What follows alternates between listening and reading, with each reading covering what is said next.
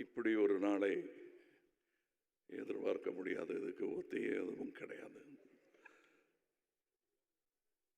அவரை நான் முதல்ல சந்தித்த போது எப்படி எங்கூட பழகினாரோ அப்படி தான் அவர் பெரிய நட்சத்திரமான பிறகும் என்கிட்ட பேசிக்கிட்டு இருந்தார்.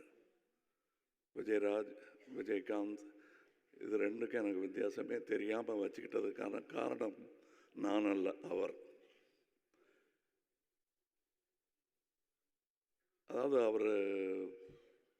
அவரை பற்றி சொல்லணுன்னா அவர் பல விமர்சனங்களை, அவமானங்களை தாங்கி மேலோங்கி வந்தவர்.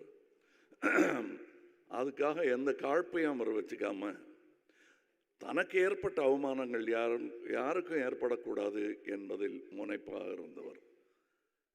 அது பாராட்ட வேண்டிய ஒரு விஷயம். நாம் கடந்து வந்துட்டோம், அடுத்தவங்க அவங்க பார்த்துக்கிட்டோம் அப்படிங்கிறது இல்லாமல் அவங்களுக்காக போராடும் ஒரு குரல்.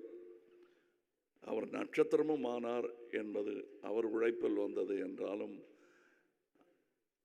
ஆரம்ப நடிகர்களுக்கு, கடைநிலை நடிகர்களுக்கெல்லாம் அவர் ஒரு குரலாக இருந்தது அவர்கள் செய்த பாக்கியம். தமிழக அரசியல் வரலாற்றில் பெரிய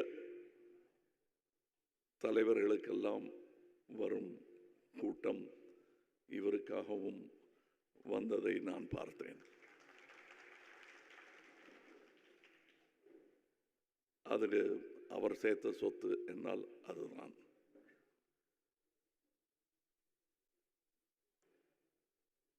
அவர் கொடுக்கறது பல பேருக்கு தெரியாது. ஐ திங்க் அவருடைய பிறந்த நாள் அன்னைக்குன்னு நினைக்கிறேன், 1998 இருக்கும். தினமணியில் ஒரு கட்டுரை வந்தது. அவர் இறந்த அன்னைக்கு ஒரு கட்டுரை போட்டிருந்தார் எம் பாண்டியராஜன். 1998 நடந்தது அவர் நினைவு கூர்ந்திருந்தார். சீட்டு கிடைத்தும் படிக்க வசதி இல்லாமல் இருந்த 3 என்ஜினியரிங் காலேஜ் மாணவர்களை பற்றிய செய்தி அது. அந்த செய்தியை படிச்சுட்டு பத்திரிகை ஆஃபீஸுக்கு ஃபோன் பண்ணி அவங்களுடைய விடுதி, கட்டிடம், படிக்கும் வசதி எல்லாத்தையும் 3 பேருக்கு ஏற்பாடு பண்ணி கொடுத்துருக்காரு அவர். இது 25 வருஷத்துக்கு முன்னாடினது. இன்னைக்கு அந்த மாணவர்கள் நடுத்தர வயதை எய்தி குழந்தை குட்டிகளுடன் நன்றாக இருப்பார்கள். அதை அவர்களும் மறக்க மாட்டார்கள், நினைவில் வைத்துக் கொண்டிருந்தவர்கள் யாரும் மறக்கவும் மாட்டார்கள்.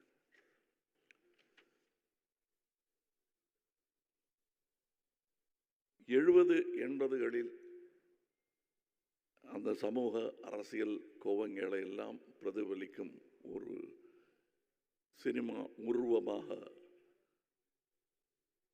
விஜயகாந்த் அவர்கள் திகழ்ந்தார் என்றால் மிகையாகாது. கண்டிப்பாக அது ஒரு, எனக்கு அவர்கிட்ட நான் அவருடைய இரங்கல் கூட்டத்தில் அன்னைக்கு அவர் பூதவுடல் அங்கே இருக்கும்போது நான் சொன்னேன், எனக்கு அவர்கள் பிடித்த பல நல்ல குணங்களில் ஒன்று அவருடைய நியாயமான கோபம் என்று. இன்றைக்கும் அவர் ஒரு கிராமத்து ஆள் மாதிரி நாக்கை கடிச்சிக்கிட்டு கோபம் வந்ததுன்னா கேட்டுருவார், கேட்க வேண்டியது. அது எந்த அரங்கமாக இருந்தாலும் அதுக்கு பயப்பட மாட்டார் அவர். அந்த துணிச்சல் பல நேரங்களில் நடிகர் சங்கத்துக்கே உதவியாக இருந்திருக்கிறது. அதற்கு சாட்சி இங்கே இருக்கும் நடிகர்கள். அவர் நடித்த முதல் படம் ஆக்சுவலி அது ஒரு திரைப்பட விழாவுக்கு போக வேண்டிய படம். தூரத்து இடி முழக்கம் போயிற்று. அதிலிருந்து ஒரு கமர்ஷியல் ஹீரோவாக அவர் பெயர் எடுத்தது. அது அவர் திறமை, அவருக்கு கிடைத்த வாய்ப்புகள். இப்போ ராதா ரவியர்கள் பேசும்போது சொன்னார்கள், கூட துணை நடிகர்களிடம் கூட இதை எப்படி செய்யலாம்னு கேட்குற அந்த எளிமை. நானே அவர் கூட ஒரே ஒரு கெஸ்ட் ரோல் தான் செஞ்சுருக்கேன். அங்கே அவர் எனக்கு காட்டிய அன்பும் மரியாதையும் இன்றும் ரீங்கரிக்கிறது.